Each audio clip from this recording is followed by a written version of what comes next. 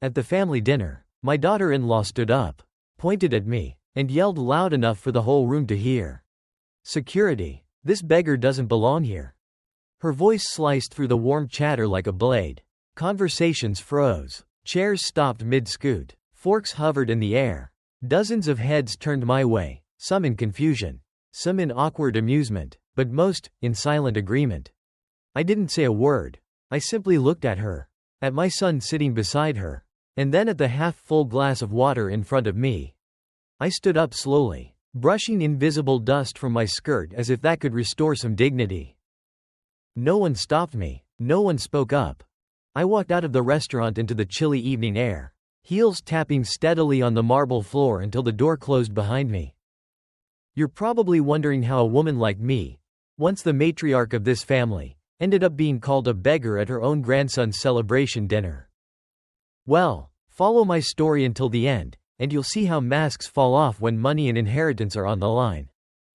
The night air outside bit at my skin, but I didn't shiver. I just kept walking, each step more hollow than the last. I had shown up to that dinner with a small box of handmade cookies for Ethan, my grandson, turning 10, tied with a blue ribbon I had saved from last year's Christmas gift. I had also worn my best navy coat, the one I used to wear to church with Robert before he passed away. I hadn't been invited to many dinners since his death. Not real ones, anyway, but this was billed as a family event. I had assumed that meant family. Turns out, assumptions are dangerous things. Just 2 hours earlier, I had stood at the mirror brushing my silver hair, adding a light touch of blush. My hands trembled, not from age, but from nerves. I'd called ahead to confirm the time, just to be sure. Meadow, my daughter-in-law, had answered curtly, 6 p.m., don't be late. No, looking forward to seeing you. No warmth, just those clipped words. I should have known then. But I still wanted to believe I mattered. That somewhere beneath her cold tone and my son's distant eyes, I was still part of something. When I arrived at the restaurant, a polished, modern place downtown with white linen napkins and gold-plated cutlery, the hostess had smiled politely, then hesitated when she checked the guest list. "Oh, you're Ethan's grandmother?" "Yes," I said, smiling. "I'm Myrtle." She glanced toward the dining room and lowered her voice. "I was told to seat you at table 5. Table 5 was near the kitchen, not even in the same room as the main party. I could hear them laughing across the partition, raising toasts, calling Ethan the luckiest boy alive. I sat alone for 15 minutes before someone came to get me. "They're ready for you now," the young waiter said, avoiding eye contact. The family table was long, beautifully set, and full. Meadow sat in the center, radiant in red, holding court like a queen. Wade, my son, sat beside her, leaning in, listening to every word. There was no empty seat for me. When I arrived, conversations dipped for a moment. Meadow didn't even pretend to smile. "She wasn't supposed to be here yet," she muttered, not quite under her breath. And then it happened. One moment I was standing, clutching my gift box with both hands like a schoolgirl.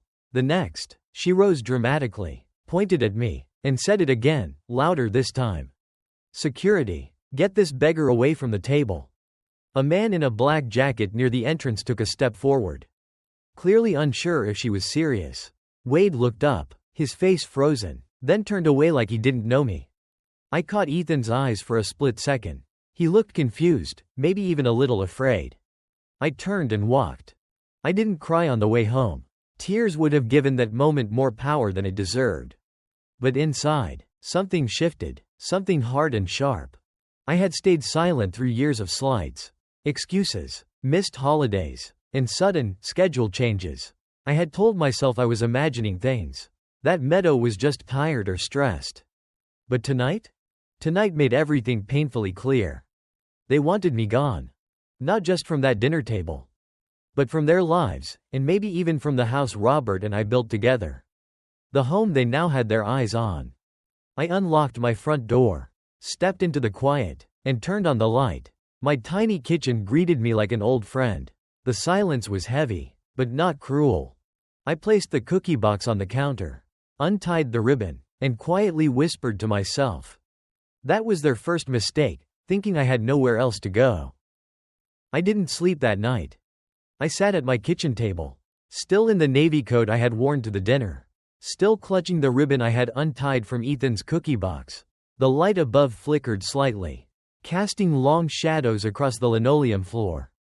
There was no rage, no dramatic outburst. Just stillness, and a strange kind of silence that comes when you realize a chapter of your life has quietly closed. I made a cup of tea. The old kettle hissed on the stove like it always did. I didn't bother with sugar or milk. Just hot water and a tea bag, plain and bitter. It fit the mood. The house felt emptier than usual. Or maybe I was just seeing it differently now. The family photos on the mantel, once comforting, now seemed like relics from another life. Robert's reading glasses still sat on the side table, untouched since the week he died. I hadn't moved them. Part of me couldn't. Everything in this house had meaning. To me. To them, it was probably just clutter. I wandered from room to room, not with any purpose, just drifting. My hands ran over familiar surfaces, the carved banister Robert built himself. The corner of the wall where Wade used to draw on when he was 4. I'd kept that little scribble covered with a frame, never painting over it. That night, I stood in the hallway staring at it. A crooked sun, drawn in orange crayon. Back then, Wade used to call me, "Son Mommy." Now he couldn't even look me in the eye. I thought about how different things were just 10 years ago. Meadow had just married Wade. She was bright, poised, and eager to impress. I welcomed her with open arms, helped them with their first down payment, hosted every holiday, passed down family recipes she never once cooked. But slowly, she changed the rhythm of the family. Dinners became too stressful. Visits needed more planning. Phone calls became texts, then silence. I adapted. Or at least, I thought I did. But last night showed me something I hadn't wanted to admit. I wasn't adapting. I was being erased. At 6 a.m., the paper landed on my doorstep with a soft thud. Routine was still there, even if everything else wasn't. I opened the door, took a breath of cold morning air, and brought the newspaper inside. I didn't read it. Instead, I stood by the window, watching the street slowly come to life.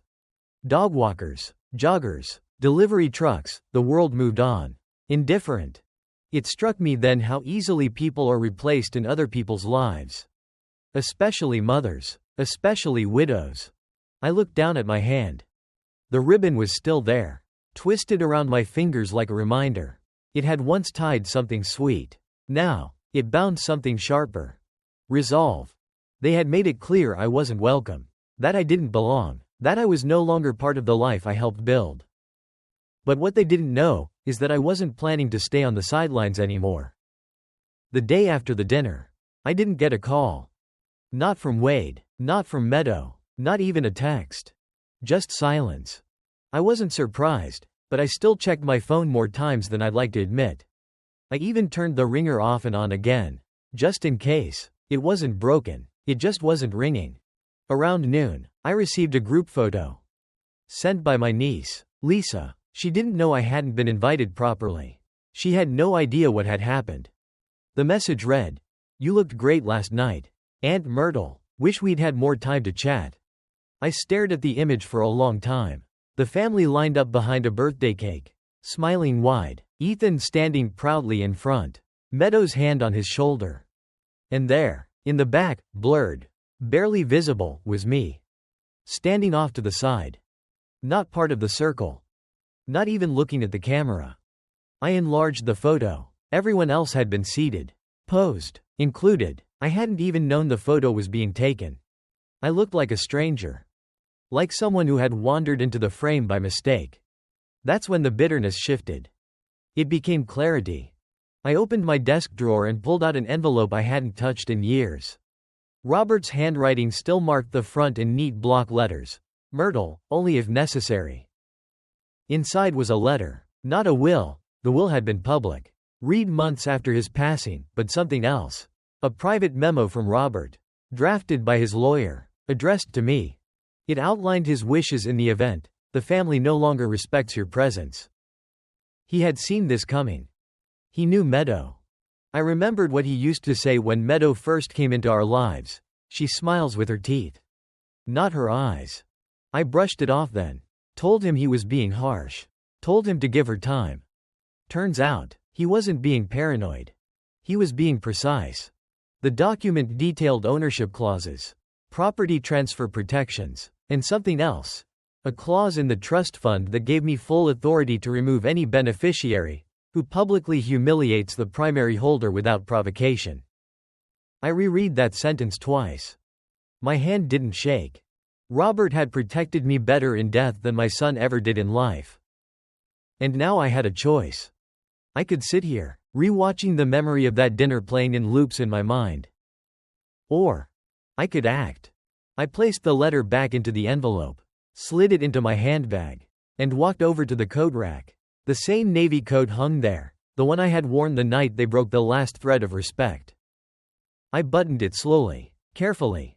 Then I picked up my keys and whispered, more to myself than to anyone. They made the dinner about status.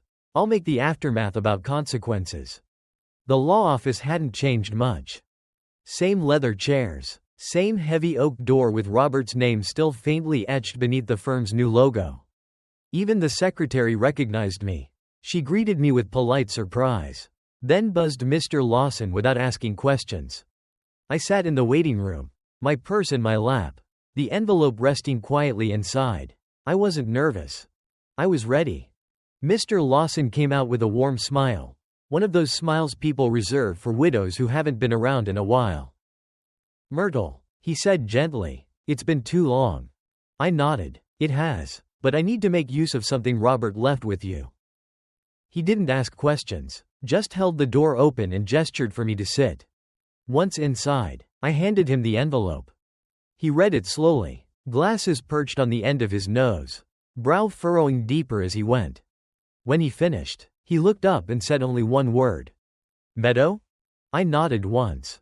He leaned back in his chair and let out a long breath. Robert always suspected she had a plan. Mr. Lawson explained the clause in more detail. Apparently, Robert had drafted it quietly, almost secretly, and insisted it remain sealed unless I presented it. It allowed for a temporary suspension of Wade and Meadows' access to the trust fund, pending investigation of public dishonor toward me as the surviving spouse. It wasn't about money. It was about respect. About consequences. And I wasn't going to let this one pass like all the other slights. Do you want to proceed? He asked. I didn't hesitate. I want them to know I saw them clearly. That I didn't just disappear quietly. He nodded, pulling out a form from a side drawer. I'll have the notice served by Monday. I stood. No rush. Let them enjoy the weekend. One last illusion of victory. On the way home, I stopped at a small bakery. Not for cookies. For a lemon tart, Robert's favorite. I hadn't bought one since the funeral. But that day, I sat in the park near our old church, let the fall sun warm my shoulders, and had a slice by myself. It didn't taste sweet, but it tasted right. As I walked back home, a strange thought crossed my mind. Maybe they expected me to crumble, to retreat into silence, to become smaller, easier to forget. Instead, I was beginning to feel more grounded than I had in years. I wasn't trying to prove anything anymore. I was just reclaiming what had always been mine, dignity. When I got home, there was a voicemail from Meadow. Just her voice, tight, clipped, professional. Hi Myrtle, just wanted to check in after the other night. Sorry if things got a little tense. We've been under a lot of stress. Anyway, we'll talk soon. She ended the call with a forced chuckle. As if nothing had happened. As if calling me a beggar in front of family and friends was a minor misunderstanding. I didn't call back. Instead, I sat on the couch, watching the late sun paint golden lines across the living room floor. My house, still mine, still full of Robert's quiet legacy and the parts of myself I'd refused to give up. She had tried to push me out of the room. I was about to remind her who built the house. It was Sunday afternoon when the doorbell rang. I wasn't expecting anyone. Most people had stopped dropping by years ago. Unannounced visits had become relics of a time when family was closer.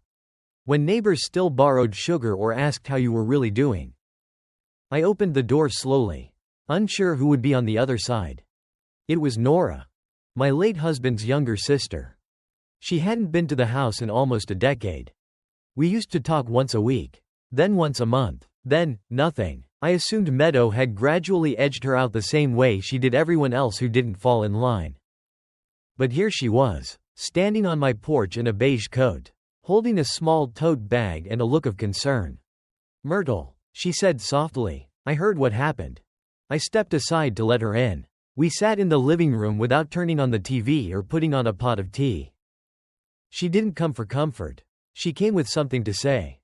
"I wasn't at the dinner," she started, "but my daughter sent me a video. Someone filmed it." Of course they did. It was a public spectacle. Why wouldn't someone record it? She hesitated. "It's making its rounds. I didn't ask to see it." "I didn't need to," she continued, her voice lowering. "You need to know something. Last summer, Meadow visited me. That caught my attention. She said she was helping Wade streamline family assets. Asked if I had any old documents from Robert, anything about his business shares or the house deed.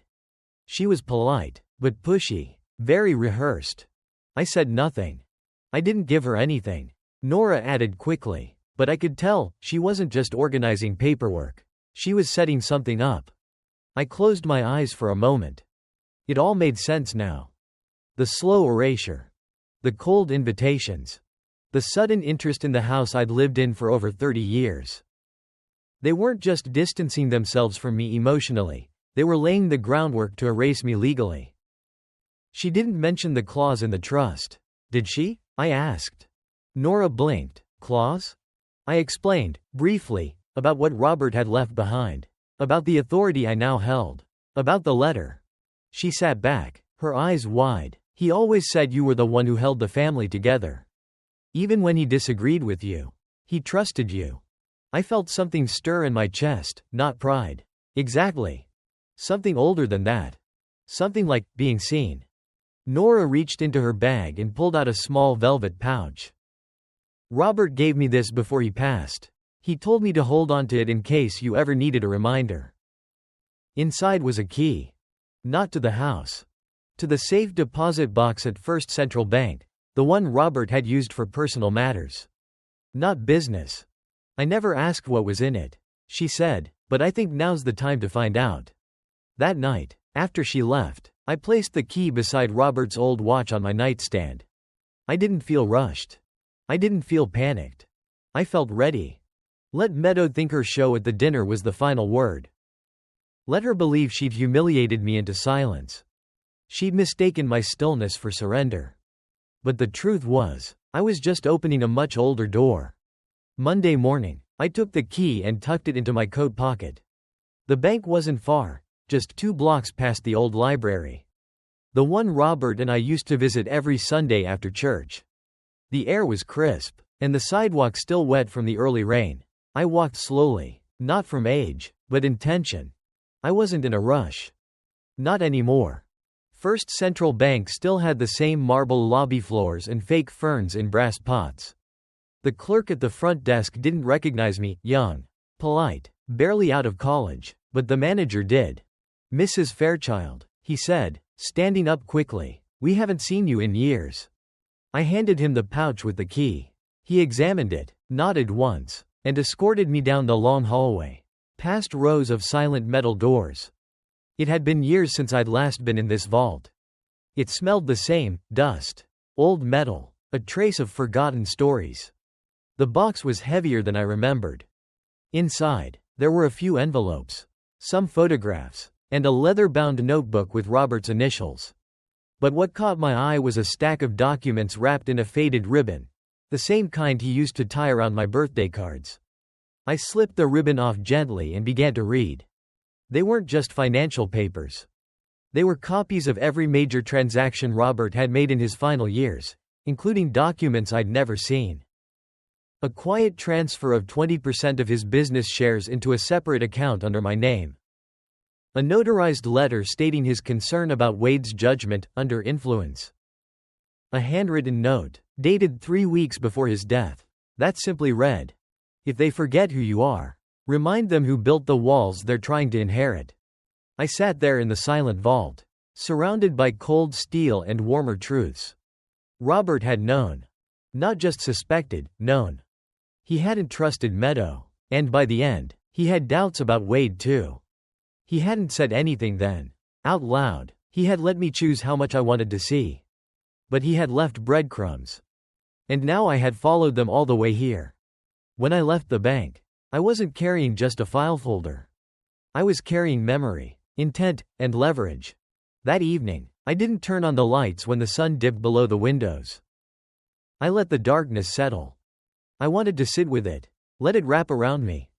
Meadow thought her power came from control, from appearances, from knowing how to perform the role of the perfect wife, the clever hostess, the charitable daughter-in-law. But what she didn't realize is that control built on lies is always temporary. And perception isn't legacy. I am. The next morning, I sent a message to Mr. Lawson. Simple and to the point. I have additional documentation. It's time to proceed with full enforcement. I didn't need to say more. He'd know. Let them enjoy their week. Let them sit at their polished table, sipping from glasses I once chose, toasting victories built on borrowed ground. The foundation beneath them was shifting. And this time, I wouldn't be the one walking away. By Wednesday, the silence broke. Not a phone call. Not a knock on the door. Just an email. Subject line: "We need to talk." No greeting, no signature, just a message from Meadow's account. Short and clipped like her tone always was. "Wade is very upset. Whatever this is, it's going too far. Let's be civil." Civil. That word did more damage than her screaming at the dinner table. I didn't reply. I printed the email instead. Stapled it to the folder with the trust clause and Robert's final note. Let them squirm. Let them wonder which string I would pull next. On Thursday, Mr. Lawson confirmed the suspension had been formally triggered. Wade and Meadow's access to the Fairchild Family Trust was now under review pending breach of clause standards. He warned me, they'll try to fight it. They'll deny. They'll stall. I didn't flinch. I'm not here for their reaction, I said. I'm here for the record. By Friday, the cracks began to show. I saw them not through messages, but through behavior. Meadow posted a family photo on social media, her, Wade, Ethan, all smiles in front of their porch, captioned with a Bible verse about forgiveness and grace. It was meant for me. But I wasn't moved. I'd seen enough performances. And I had long stopped mistaking presentation for truth. Later that evening, my doorbell rang again. This time, it was Wade. No Meadow. No Ethan. Just him, standing on my porch, jacket unzipped, eyes heavy. I opened the door, but not wide. He looked older than I remembered. Or maybe guilt just weighs heavier than age. "Can we talk?" he asked. I didn't answer. He shifted his feet, like he did when he was a boy caught doing something wrong. I didn't know she was going to say that. He added quickly, "At the dinner." Still, I said nothing. He tried again. I was shocked too. I just froze. I should have stopped her, I know. I let the silence stretch long enough to say what words couldn't. Then I spoke, quietly. "You watched it happen, and you turned your head." He swallowed hard. "Mom, I didn't think she'd." "You didn't think, period." My voice didn't rise. It didn't need to. He looked down. "I'm sorry," he said. "Really. We were under pressure. Things got complicated." I tilted my head slightly. Complicated? Like trying to rewrite ownership documents behind my back? That kind of complicated? His head snapped up.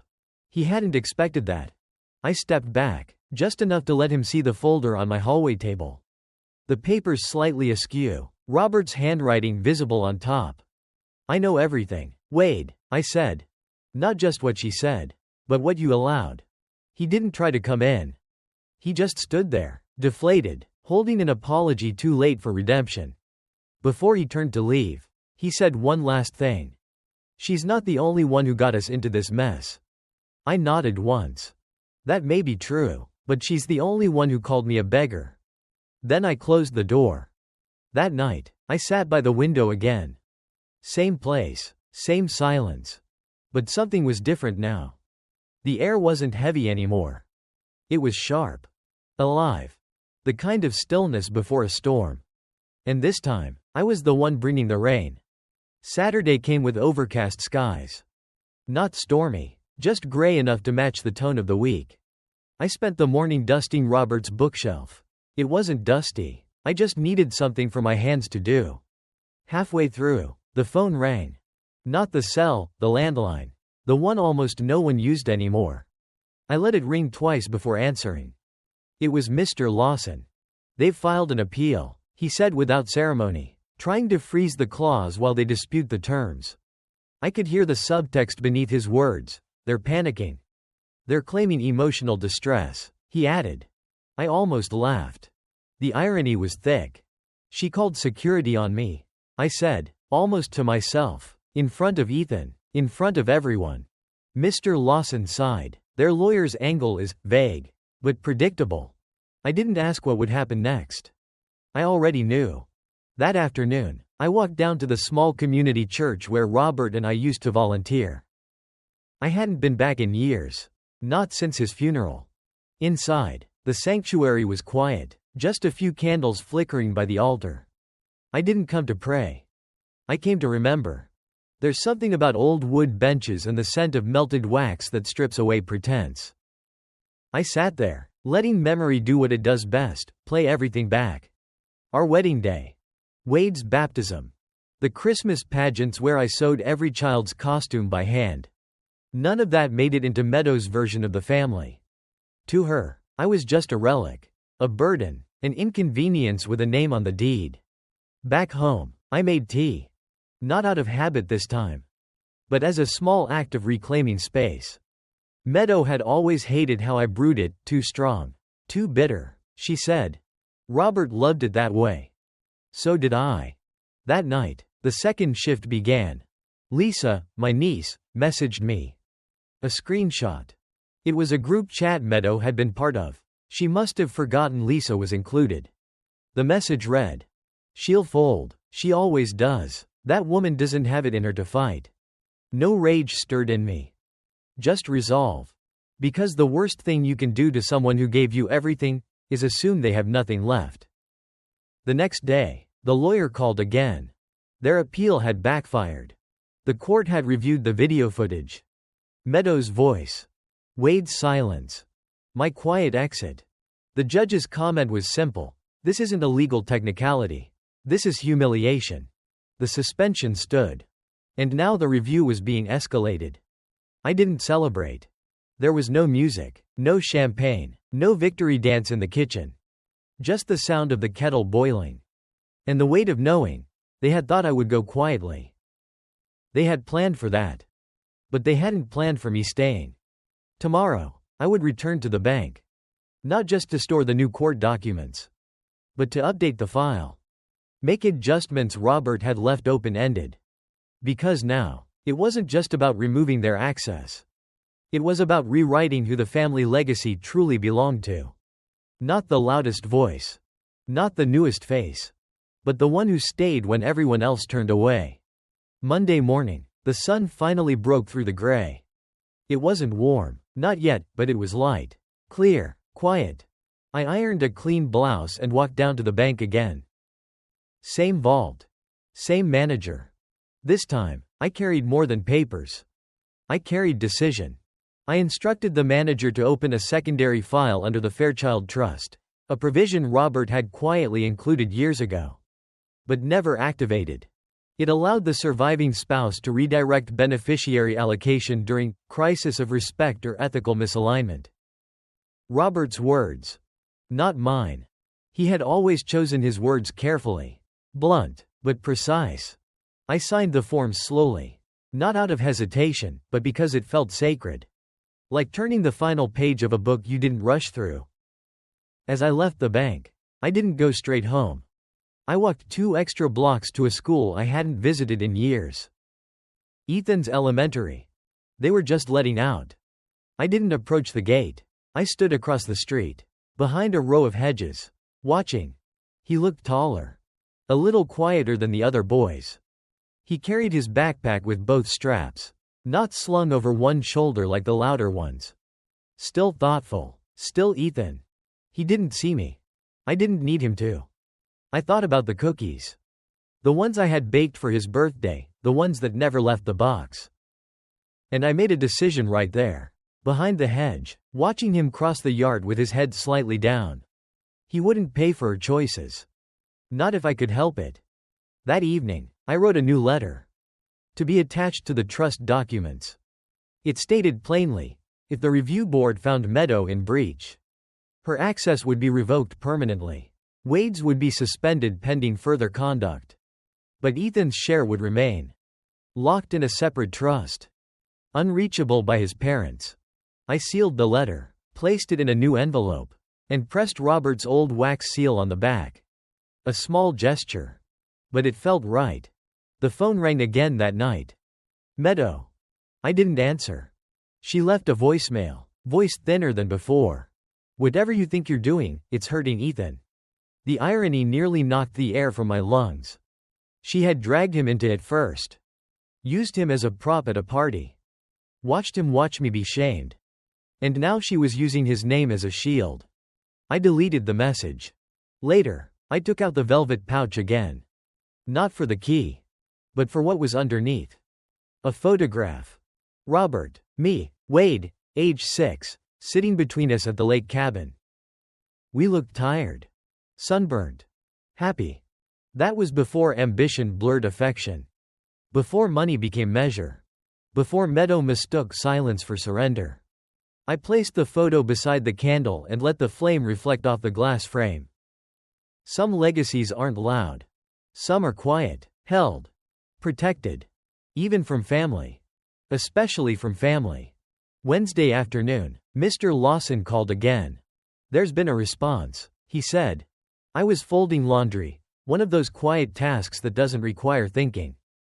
They've hired a separate counsel, he continued, aggressive, litigious, the kind that assumes everyone's bluffing.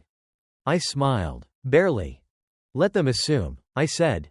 By Friday, it went public. Not in the press. In the family. Lisa called me, breathless. Did you really freeze the trust? Everyone's talking. I didn't confirm or deny. People believe what they want to believe. Let them guess. Let them spin their own stories. But make no mistake, I wasn't hiding. That Sunday was Ethan's school fundraiser. I hadn't planned to go. But Nora asked if I'd like to join her. So I did. I wore a simple gray coat. Nothing dramatic. But I wore the brooch Robert gave me on our 40th anniversary, a tiny gold knot. His initials engraved on the back. It used to mean, forever. Now, it meant, I remember. The event was at the school gym, folding chairs. Cupcakes. Small town charm. Meadow was there, of course. Commanding the refreshment table like a general. Her smile froze the second she saw me walk in. I didn't break stride. Didn't walk toward her either. Just stayed near the silent auction table, watching the kids run around, unburdened. Then I saw Ethan. He was painting something at a booth. A little house, all crooked angles and uneven lines. But proud. He glanced up and saw me. His eyes widened, just a second. Then softened. He didn't wave. Neither did I. But something passed between us. Recognition, maybe. Memory. A thread Meadow hadn't managed to cut. Meadow approached me 15 minutes later. Not alone. Wade trailed behind, silent. She kept her voice low. Civil, almost. We'd like to have a conversation. Privately. I raised an eyebrow. In private is where the damage began. She flushed. This doesn't have to get uglier. It's not ugly, I replied, calm as breath. It's overdue. Wade finally spoke. Mom, please, this is getting out of hand. I turned to him. No, Wade, what got out of hand was letting your wife humiliate me while you sat silent. He opened his mouth. Closed it again. Meadow's eyes darted around, checking who might be watching. Everyone was pretending not to. But they were listening. Small towns always listen when families fall apart. I leaned in slightly. Don't worry, I said quietly. I'm not here to cause a scene. Then I looked her dead in the eye. You already did that for me. I left early. Didn't stay for the raffle. Didn't need to. On the way out, someone tapped my arm. A teacher. She looked unsure. I just wanted to say, I saw the video, she said gently. I don't know what they told people, but you didn't deserve that. I nodded once. That was enough. Sometimes dignity isn't loud. Sometimes it's just being able to walk through a room they tried to push you out of, and knowing you're still standing. By Monday, the whispers turned into questions. Not from strangers. From people Meadow used to rely on, committee friends, board mothers, polished neighbors who smiled through clenched teeth. They didn't call me. They called Lisa, Nora, even the church secretary. It turns out, when you base your reputation on control, losing it becomes public business. Meadow posted a quote that morning on her Facebook page. A strong woman forgives, moves on, and never lets bitterness win. It was paired with a filtered photo of a sunrise. Meadow had always misunderstood strength. She thought it came from managing appearances. But strength isn't silence in the face of cruelty. It's action, quiet, measured, irreversible. That afternoon, Mr. Lawson called again. They're asking to settle privately, he said. I poured tea. Same as always. Define settle. They'll sign a retraction, public apology, agree to have no access to your estate or name in any promotional affiliations. I let that sink in. Promotional affiliations. Of course, Meadow had started a small consultancy, branding herself as a generational wealth strategist. I was part of her origin story. The wise old matriarch. The image only worked if I stayed quiet and mythical. I had become inconveniently real. Tell them I'll consider it, I said. But I'd like to speak with Ethan first. There was a pause on the line. I can draft a formal request to their attorney, Mr. Lawson said slowly, or you could go through Wade. No, I replied, this doesn't go through them anymore. That evening, I received an email from Ethan's school account. Subject line, Hi Grandma. Just that. Inside was a scanned drawing. Another crooked house. But this one had 2 windows and a small garden. A note scribbled at the bottom. This time, I remembered the flower beds like yours. No mention of the dinner. No apology. Just memory. That was enough. I called Mr. Lawson back. Proceed with the settlement, I said. Add a clause. Ethan's trust remains untouched and silent. No public announcement. No exploitation. Understood. 2 days later, I received a package by certified mail. Inside was a thick envelope. 3 documents. Signed. Stamped. The last page was a letter. Typed, not handwritten. From Meadow. Full of legal grace and emotional hollowness. We regret any misunderstanding that may have occurred. In the spirit of family unity. We hope this closes a painful chapter. I didn't read the rest. I slipped the letter into Robert's old file. Filed it under. Too late. Then I made myself a sandwich. Cut it into triangles, the way Ethan used to like, and sat by the window. No music. No thoughts. Just a quiet room, a full file cabinet, and one less lie being told in my name. A month passed. No more lawyers. No more calls. Just quiet. Real quiet. The kind that doesn't ache anymore. I filled my days with small things. Trimming the garden. Rearranging Robert's books. Reading the newspaper again, not for headlines.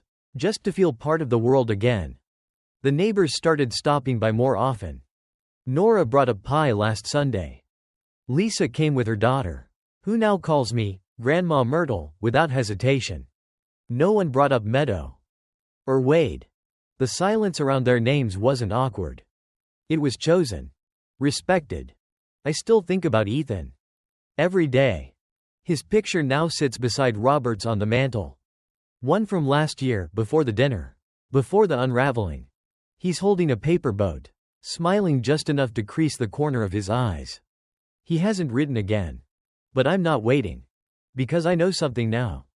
Love, the kind that's real, doesn't need reminders. It remembers on its own. Last Thursday, I pulled out the same navy coat. The one I wore to that birthday dinner. I took it to the cleaners. Had the cuffs repaired, the lining stitched up. The tear near the pocket mended. The woman behind the counter asked if it was for an occasion. I smiled. No, I said, it's just a good coat. It deserves better care. She nodded like she understood. Maybe she did. That night, I baked. Just a small batch of cookies. Chocolate chip, slightly burnt on the edges, the way Ethan liked them. I didn't box them up. Didn't tie them with ribbon. I just left them on the kitchen counter. A quiet offering. To no one in particular. To memory. To survival. To peace that took its time but came anyway. I still walk past the family photo on the wall, the old one. Before Meadow. I haven't taken it down. Not out of nostalgia. But as a reminder. That I was here before the edits. Before the versions. Before someone else tried to write me out. And now? Now I live with the door unlocked again. Not because I expect visitors. But because I'm no longer hiding. I'm not waiting for an apology that won't come. I'm not carrying hurt that doesn't belong to me. And I'm not afraid of being alone. Because solitude, when chosen, is not emptiness. It's space. Breathing room. Freedom. They thought they'd buried me under shame. But I was soil. And soil remembers how to rise.